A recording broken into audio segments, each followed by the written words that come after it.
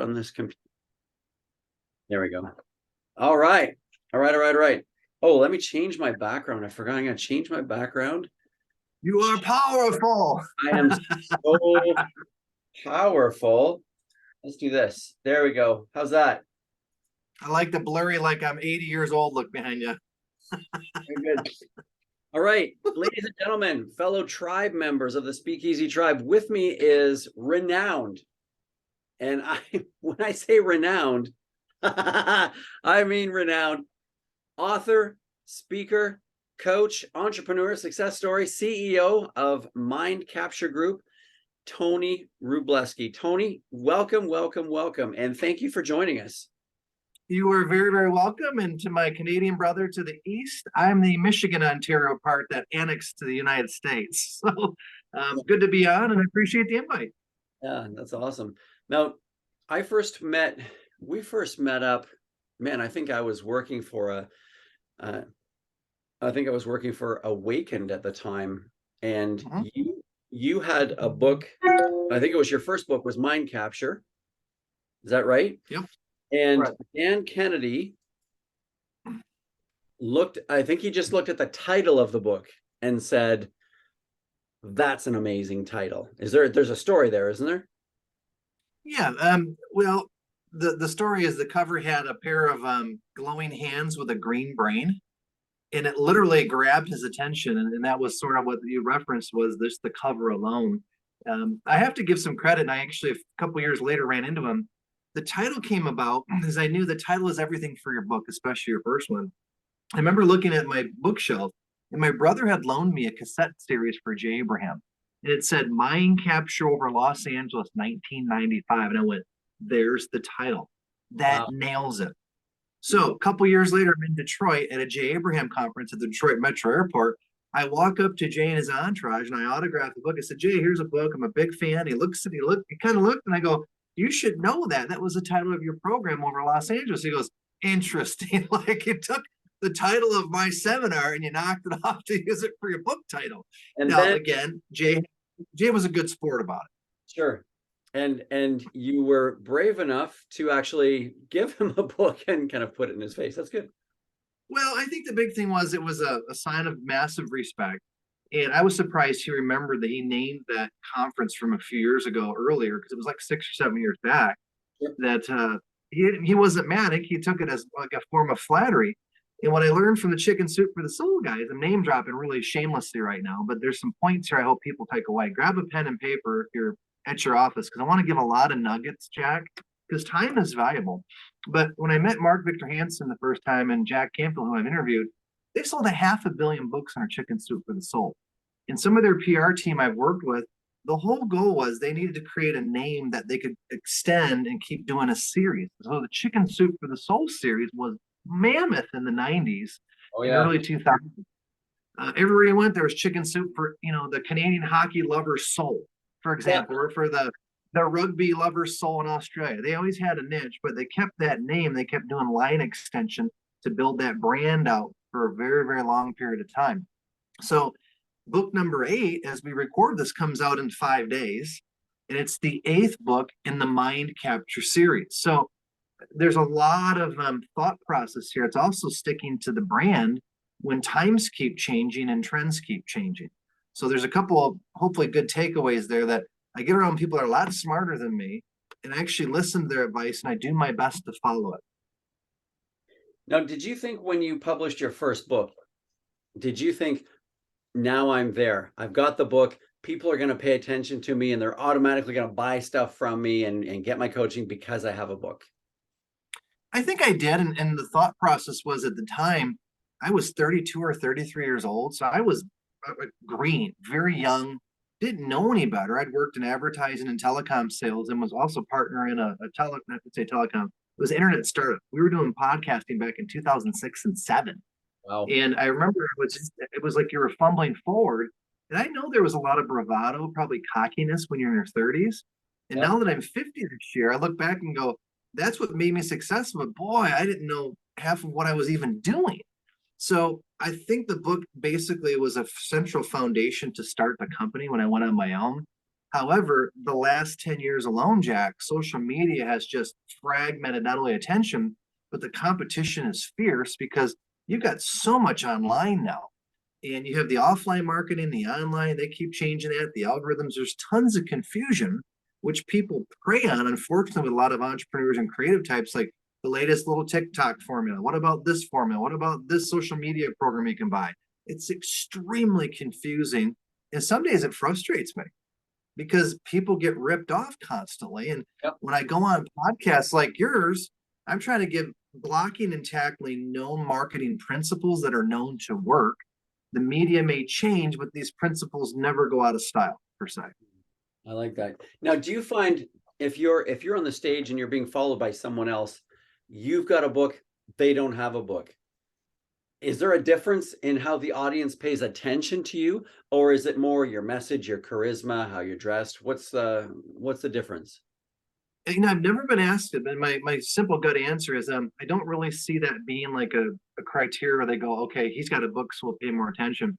What's come down to, particularly here in the States, is we are like the crazy circus of entertainment in the United States. I'm not knocking my country, I'm a proud American. However, we are built on American Idol, TikTok, the latest shiny object syndrome. So a lot of times the best speakers that are perceived on stage are entertainers first. I'll give you a behind the curtain here because I've been blessed to share the stage with big celebrities, rock stars, to people you see all over YouTube. And what happens is a celebrity is typically paid big money, like 100, 200 grand for who they are. Someone like me that's not that known is paid for what I know, not for who I am. So there's a big difference there. They're the star, they're the draw, they have the celebrity wow factor. What you're seeing coming out of the pandemic here in the States is those types of speakers are having a tough time because the meeting planners like, look, we need people that can tactically educate our audience, give them practical, relatable content of value. And the star power is going to take a while to turn back on. And again, I'm not giving my opinion personally on it. It's just what I'm seeing in the landscape is that people want knowledge and content experts. They want to be entertained. I'm not contradicting. However, if you can be a very good presenter and have great content or a product or service that fits people, you have a massive advantage, Jack. So that's a couple observations with that. I like that. That's really good. Now, I know that you're not just an author, but you back that up with speaking, and you back that up with coaching. And I know you've got some signature speeches that people can go to your website and say, yeah, I want Tony to deliver this speech to my group.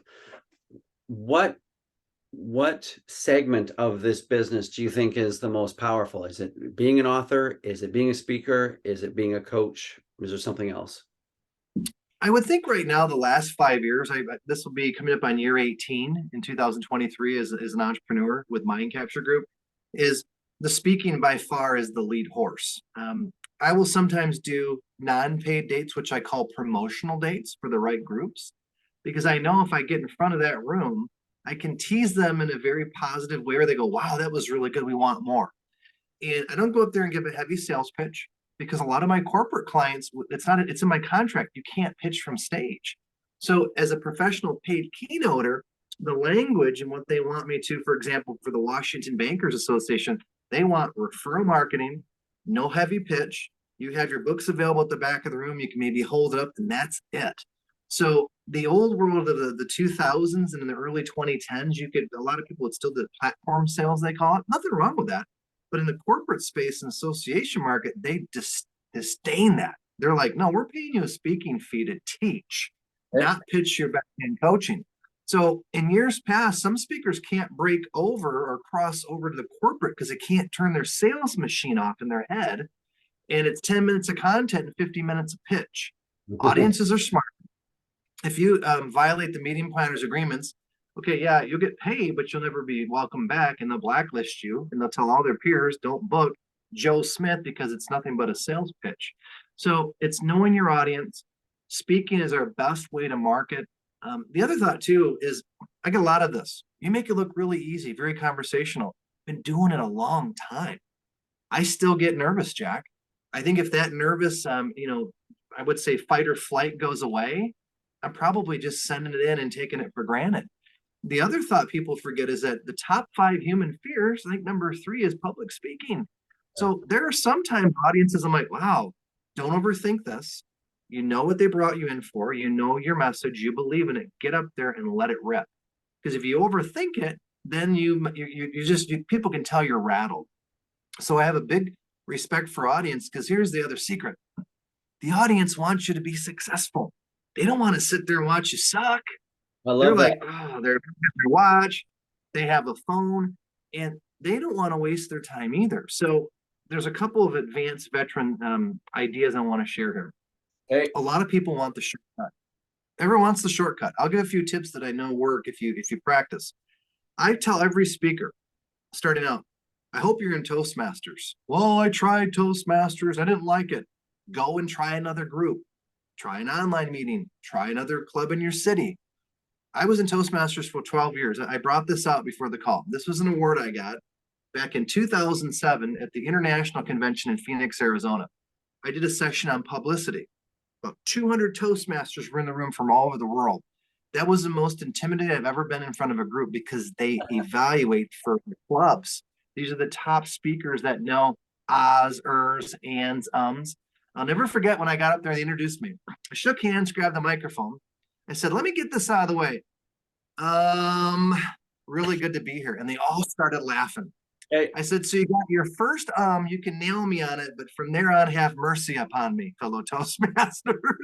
Because that's good. they're critiquing body language, his vocal variety, his gestures. Is he slow? Is he fast? Did he say and? And that first 5 minutes could have been excruciating, but you know what? I'm honored to be here. This is a high honor to even get picked to speak at this. Yep. I'm going to have fun, damn it. I don't care if they like me or not. We're going to have fun. They're going to know in the first 30 seconds, this guy's kind of a joker. That's how we roll. Yep. So Toastmasters.org, I get no kickback or special favors, is to me where you practice constantly and you learn through table topics how to think on your feet. You get evaluations. My best evaluations, besides my high-end coaches, were in Toastmasters. You could have a 75-year-old retiree like, your opening sucked. I can't read your visual. You know what? You talk too fast. You turn this way. That stuff is extremely valuable because they aren't afraid to tell you the truth. Okay. They're here to make you better. Yep. So I know it sounds maybe homespun old news, but that is a great resource. The other thing I advocate to my direct clients is watch some good TEDx talks. There's hundreds of thousands of them. Okay. Those are practiced. They're well rehearsed. There's visuals that are on cue. You Yep. watch how they look like they're naturals. You see people of all walks of life give these powerful speeches. That's not an accident. That is sometimes hundreds of hours of practice and preparation before they go on stage. So to me, there's no excuse anymore. There's tons of resources to help you become better communicators. Okay. I really like that. It's interesting that you said you still get nervous, because I think I know a lot of people in my tribe say, I want to get to the point where I'm not nervous anymore. And I tell them, look, I've been doing improv comedy since 1996. Wow. And I get nervous. But you know what? Nervousness is energy. And you want energy. All you got to do is convert that nervousness into excitement, right? Because with nervousness, you start thinking, I have to do this. Oh man, I have to give this speech. Oh man, I have to perform. I get to give this speech in front of these people. I get to perform. I get to make people laugh. And then suddenly you got butterflies, but they say, they're all flying in formation and jump on the stage, and people can tell. You said, the audience can sniff out if you're afraid or if you're nervous. And it's true. I really like what you said about the audience. They want you to be successful because they don't want to be bored. They don't want to have wasted their time. Yep. So, well, we live in a shiny world, Jack. Okay. The research is 9 seconds. We have the attention span, as Dan Kennedy tells me, of a goldfish on meth cocaine. People they're gone. They're like, ding, ding, ding, ding. I'm not advocating drugs, but I hope that got people to stop and go, what'd he say? yeah. It's bad. Everyone's got a phone. I'm just as addicted to a phone some days as everybody else. Social media is extremely addictive. Yeah. So it is what it is. And people say, well, I just get rid of social media and avoid it. Good luck with that strategy, Yeah. unless you're going to retire in a couple of years. But the rest of us mere mortals are on social media. Even rock stars and celebrities have social media. Yeah. The whole goal is that when you communicate with more confidence, clarity, and precision, more people look up to you. You're more believable and credible because communication, one to one or one to many, like this interview, is very powerful. I think what we learned during Zoom is a lot of people suck at communication. Yeah. I mean, look around, it's like Hollywood squares from the 1980s. There's like 20 boxes. And what it proved to a lot of people is, oh boy, I can't hide behind email and my text anymore. No more excuses. You're on the box, the Zoom squares game. Yeah. And it's more important now, I think, with 9-second attention spans to be very crisp and to the point. And it's okay to not be for everybody, but those that you're trying to reach, they go, I get what he does or what she does right away. The sooner the better. I like that. Now, you've traveled across the country delivering speeches, keynote speeches, motivational speeches. What do you do when it's the second or third time a group has hired you to give a speech? Because the fear is you got the guy sitting there. Oh, I've seen Tony before. I can shut this one off, right? I can call this one in. And you don't want that because you want to get hired for a fourth time or a fifth time. So what's your strategy for getting on the stage in places that you've spoken before and getting them not to turn off, but instead to stay tuned into Tony to see what's coming next? It's an awesome question. I don't usually get these, but I can tell your tribe, this is what the feedback you're getting is this. About every year, I scrap about 15 to 20% of a keynote and freshen it up. I pull things out, I add things in, I integrate a new story or two. And I've had people that have strangely seen me 10, 12 times over 18 years. They come to my boot camps, they've been to like a Chamber of Commerce or a Board of Trade presentation. They're like, and here's what I always get. I sometimes go, man, you need to get a hobby. You follow me around or what? And they go, no, every time I see you, you always have something new. I get that constantly, Jack. Not an accident. It's never an accident. Okay. This is my livelihood. I'm a professional speaker, not a speaker. And we have a lot of folks at various levels, and I always encourage them to get out there and take the stage and give presentations because there's 5,000 to 7,000 meetings a week just in North America that need a presenter. Okay. So I look at it and say, hey, some speakers treat it like a hobby that want to do it. And I'm like, at some point, if you want to do this more to create business and sell your product or service, you need to look at what professional speakers do. They get into Toastmasters, they watch TEDx videos, they study other speakers, they hire a coach sometimes. Sure. There are so many resources in the last decade that we didn't have when I first started. We didn't have YouTube. Social media has only been around 13, 14 years. And I look at the proliferation of resources. Here's the danger, though. People get lazy. Well, I just watched a YouTube video and I watched 2 TEDx talks and I can copy that to a degree. However, repetition, the best thing I tell speakers that want to transition to more of a full-time is you got to give a lot of talks. Sometimes you'll talk for 5 people, you'll talk for 30, you might talk for 300. And eventually, when the time is right, you'll get that gig with 500, and hopefully you've got 30 or 40 or 100 talks under your belt where the nerves don't overwhelm you, and you know the content so well and the timing. It's the same as stand-up. There's certain stories I've been telling my entire career about my kids. When I met Mick Fleetwood from the rock group Fleetwood Mac, I used to tell that story all the time.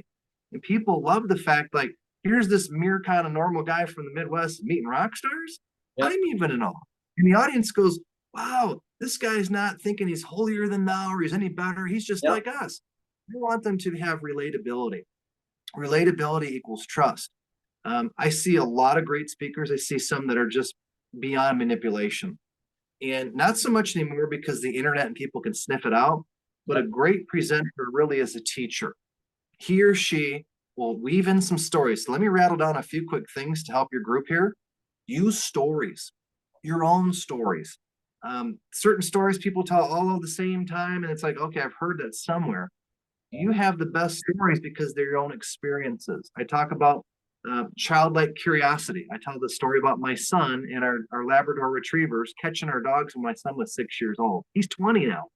And people love that timeless story. The Mick Fleetwood story I've told for many, many years. But there's about 5 to 7 core stories that integrate in my talks. And I'm always looking for a new one. And I'll test stuff out, similar to stand-up. If something's working, you keep it in there. Okay. But stories work. Strong visuals, Jack. We're in an age of social media, memes, YouTube, and Netflix. People, I see this all the time, will have their phones. I don't encourage them. Look, if you see a visual, I'm going to give you a lot of visual stories and a few nuggets here. Take pictures. I could be in Los Angeles like it was 2.5 months ago. People got their phones out. They're taking pictures of my visuals. I'm like, steal shamelessly from me because I'm borrowing stuff online too. And again, people like the visual component. That's my preference. You don't have to use visuals, but to me, it's really alienating a lot of your audience that's visually dominant. Okay. So that's two. The other thing is ask questions of the audience. Don't annoy them. But if you have some very good questions, work to get engagement, it can have an audience go, huh, I haven't thought of that. I don't even realize, because I've been doing this so long, some people watch me, they go, man, you ask a lot of questions through different parts of your program. Well, some people call that NLP anchoring. I've never studied NLP professionally. I've watched a lot of good communicators, so it's rubbed off on me. But it's Socratic method. Socrates, questions engage the mind. When someone's done, I get this a lot as well. After an hour, they go, man, that seemed like 5 minutes. We want more. It's very structured. It's methodical. It's battle tested. And I know what content will work from Los Angeles to Omaha, Nebraska to Winnipeg. Sure. Even in the part of the country. Yeah. So when you're asking questions, are they rhetorical questions, or are you asking questions like, and the size of your audience is going to matter as well. If you've got an audience of 500 people, does it change what kind of questions you ask? Are they more rhetorical, or do you actually pick, a couple guys, or is it, hey, this side of the room vote on this and this side of the room vote on that? It's more rhetorical. I'm like, hey, how many of you can relate to this? And I'll hand, like my hand goes up naturally. And then usually I see the hands go up.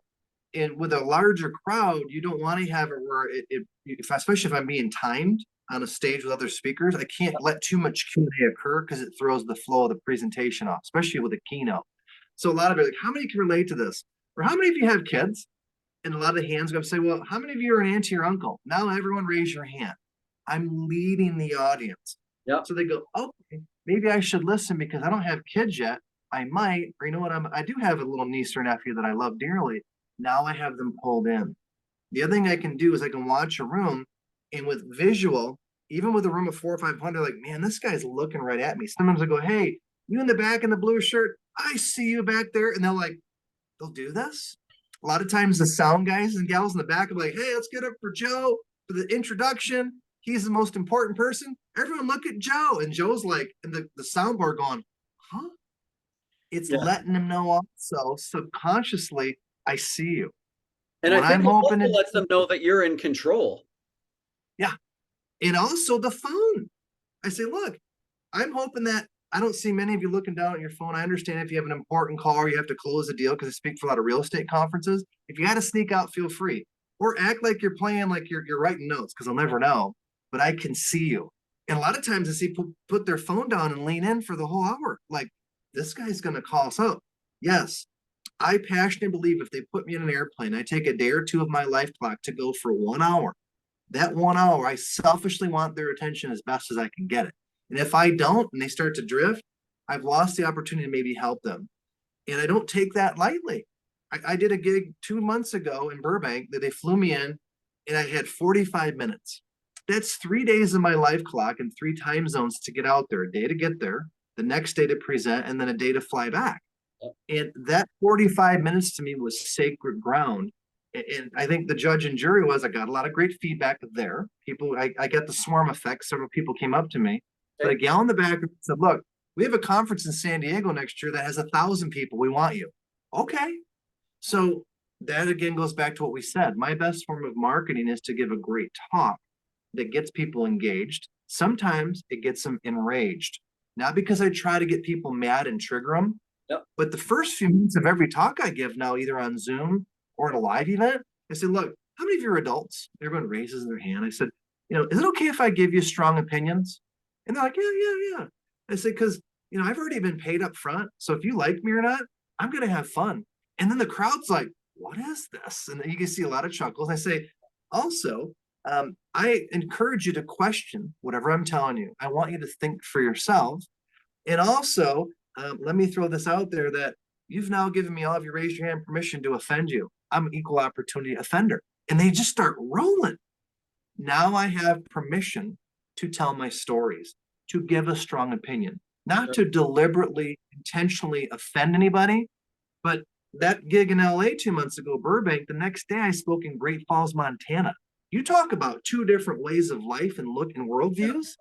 And I did the same little introduction with that group in Great Falls, Montana, because I want them to feel comfortable that, hey, I don't know it all. I know a lot of why you hired me to come in my core lane, but these opinions, I want you to lighten up because I'm going to have fun. I'm also letting them know that I'm going to joke around. I'm going to show them some funny pictures because the world right now is so politically correct, Jack. I mean, if it's woke or it's PC, and some corporate clients, I'm shocked they bring me in. I'm like, I'm not the safest speaker because I'm not going to kiss up to all your executives. I've been doing this a long time, so you kind of know black and white what you're going to get with me. And I have a strong feeling with all the references and you scouting me or watching my videos, you're going to enjoy it. Your team will, but there will always be a Debbie Downer or a Joe Grumpy that's like, ah, and they sit there. And here's also what I do. I'll say, some of you are going to sit in my program like this, arms crossed. I've heard all these speakers like Zig Ziglar and Tony Robbins. Who the hell is this guy? I say, what would be the fun thing? Some of you are going to do that. And at the end, you're going to walk up and buy a book and you go, I didn't really like you, but I like that story.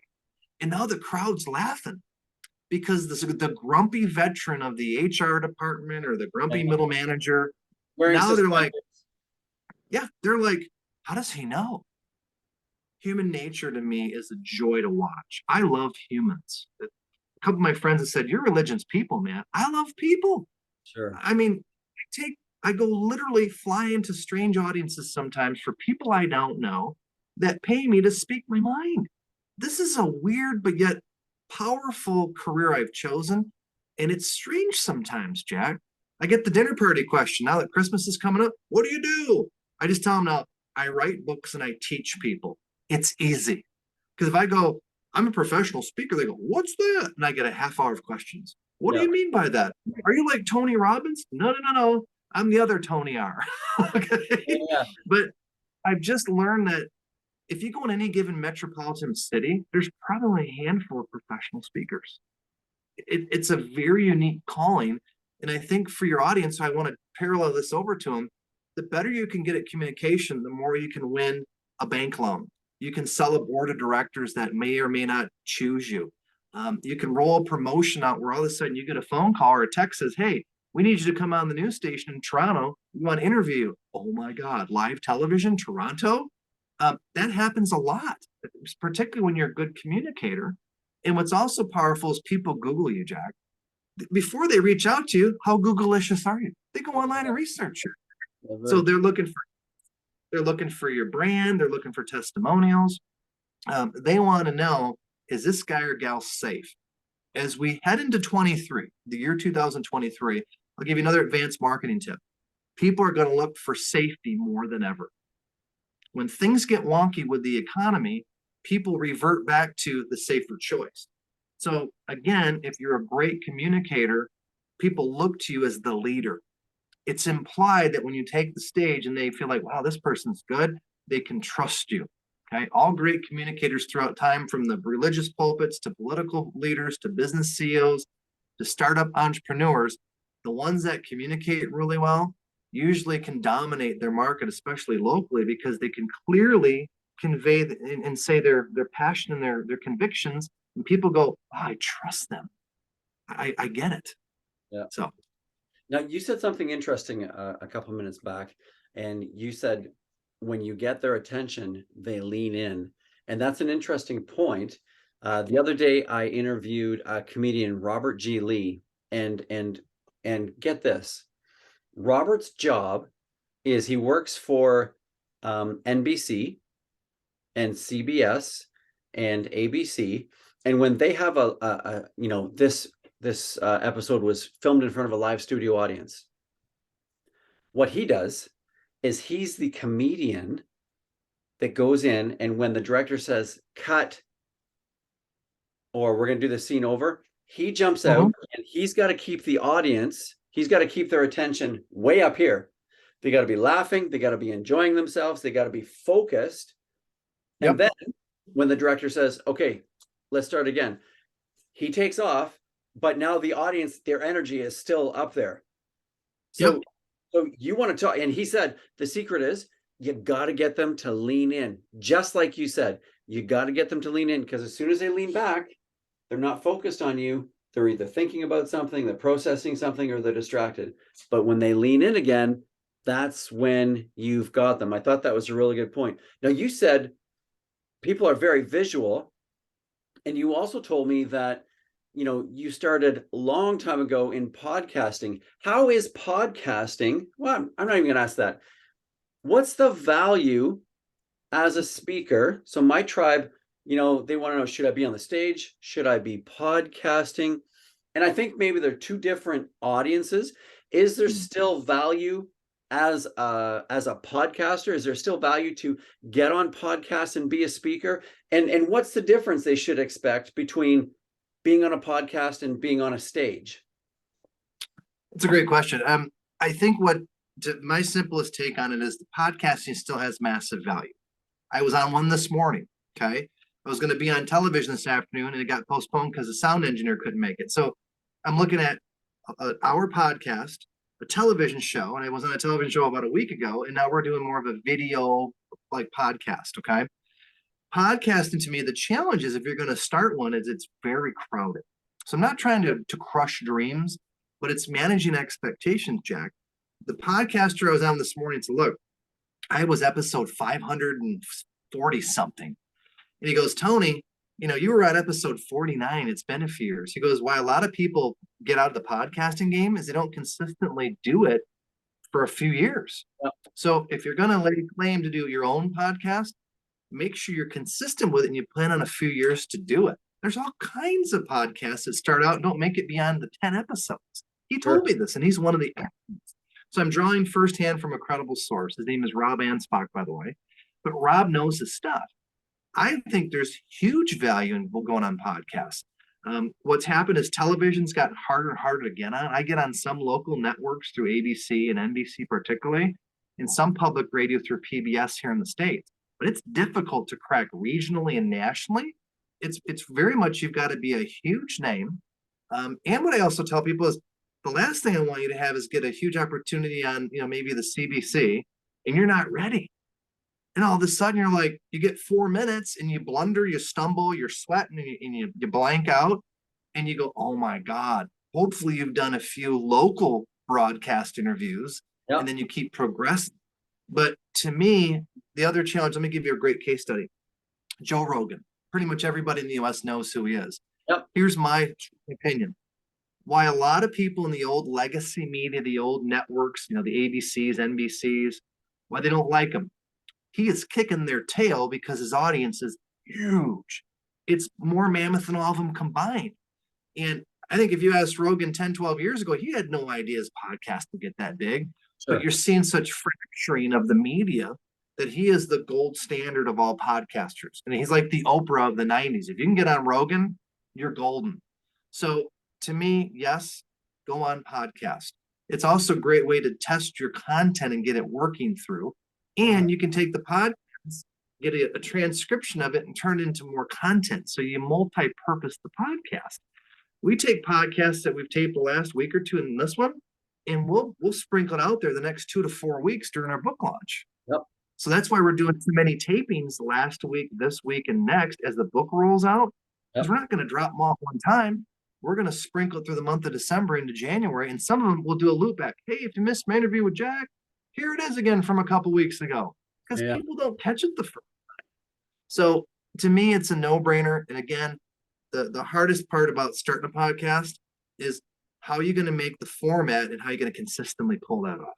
Well, and I think it's also interesting, when you talk about consistency, a lot of people in my tribe, sell things through webinars and master classes, right? Yeah. But the problem is, I've done 3 webinars and no one showed up. This can't be the thing. How many podcasts did you do where you had a dozen listeners, and then it's time for the next podcast? Yeah. Well, I'll give you a great case study. I did a program called Turn the Dial Podcast. It's through a Remax broker out of South Carolina. He has a place in South Carolina and Seattle, Scott Comey. And it's mainly geared towards realtors. I got an inquiry December of 2021 going into this year. Okay. So it was about a year ago. And she sends me an email. Hey, I'd like to order some of your book, Positive Disruption. I always ask, how'd you hear about me? Thank you. Because I heard you on a podcast. So I actually made the call to her because she wanted a bunch of copies. Her name is Lana. I say, hey, Lana, do you remember what type of podcast it was? Because I want to thank whoever brought me to the party. She goes, I think it was some real estate. I go, Turn the Dial, Scott Comey. She goes, that was the one. That initial reach out from that podcast turned into her booking me a couple months later to speak in St. Croix in February of this year.